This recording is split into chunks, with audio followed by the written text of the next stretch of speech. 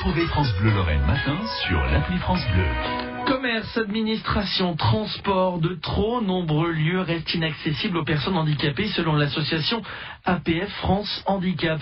On en parle ce matin avec son directeur territorial pour le sud de la Lorraine, Rémi Blaise. Bonjour Rémi Blaise. Bonjour. Vous lancez cette semaine une campagne de sensibilisation sur ces questions d'accessibilité. La loi handicap remonte à 2005.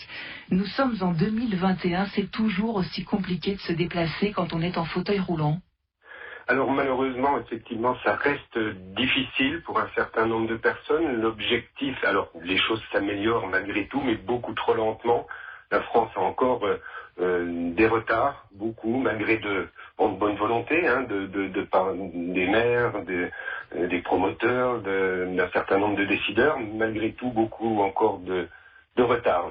L'objectif de cette semaine aussi d'action pour APF France Handicap, c'est de montrer que l'accessibilité aux personnes, un petit peu contrairement à ce que vous avez dit, ne concerne pas uniquement les personnes en fauteuil roulant, 360 000 personnes en France quand même, mais nous concerne tous. C'est un vrai enjeu de société. Ça concerne bien sûr toutes les personnes avec un handicap qui n'est pas un fauteuil roulant, une canne, les personnes âgées, les livreurs, les mamans avec une poussette, les personnes en surpoids. Enfin voilà, bref, c'est vraiment de montrer que cet enjeu de l'accessibilité, un petit peu comme l'écologie, ne doit pas être vécu comme une contrainte, mais bien comme une chance de pouvoir mieux vivre tous ensemble. Que ces questions d'accessibilité, effectivement, profitent à tout le monde et pas seulement aux personnes en situation de handicap. Vous avez raison de le signaler.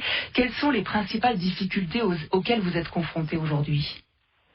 Alors, comme on le disait, un certain nombre de choses s'améliorent. Beaucoup de bâtiments sont mis en accessibilité. Certains, pour des contraintes vraiment techniques, ne le pourront sans doute jamais. Malgré tout, c'est un petit peu de concevoir l'accessibilité comme un cheminement, comme une chaîne de déplacement. Parce qu'il y a souvent simplement des fois un simple trottoir trop haut qui n'est pas encore mis en accessibilité peut ruiner tout un cheminement pour une personne et l'empêcher d'aller où elle le souhaite. Et si je puis dire juste une petite chose, c'est que je crois que c'est bon moment de remettre un peu au cœur des préoccupations aussi cet enjeu de l'accessibilité.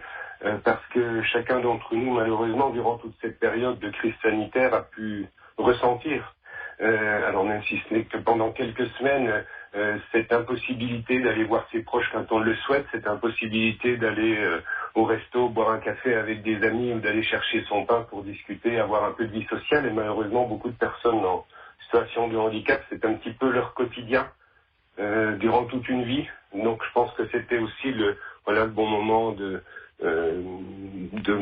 d'interpeller un petit peu tout le monde sur ces difficultés qui restent encore réelles. Vous évoquez cette crise sanitaire, il y a aussi très concrètement des lieux de soins qui restent inaccessibles. Alors malheureusement oui, l'accès à la santé n'est pas encore complètement réalisé. C'est vrai que pour les personnes en situation de handicap, et on le met en avant dans un certain nombre, dans cette semaine de réalisations positives, de choses qui sont faites pour montrer à tous que c'est possible.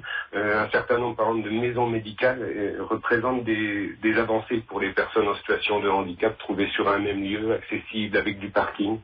Voilà. Malheureusement, on trouve encore des professionnels de santé, des libéraux qui sont au premier ou au deuxième étage sans ascenseur. Je pense que, alors peut-être que ces bâtiments ne pourront jamais être rendus complètement accessibles, et c'est normal parce qu'ils sont dans des cœurs historiques, parce que les contraintes techniques trop importantes.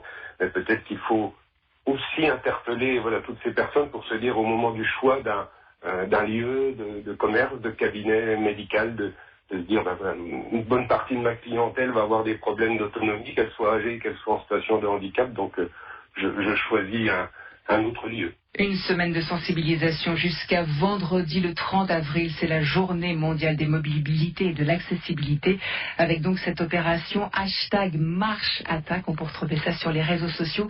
Merci à vous Rémi Blaise. Je rappelle que vous êtes directeur territorial pour le sud de la Lorraine de l'association APF France Handicap. Bonne journée.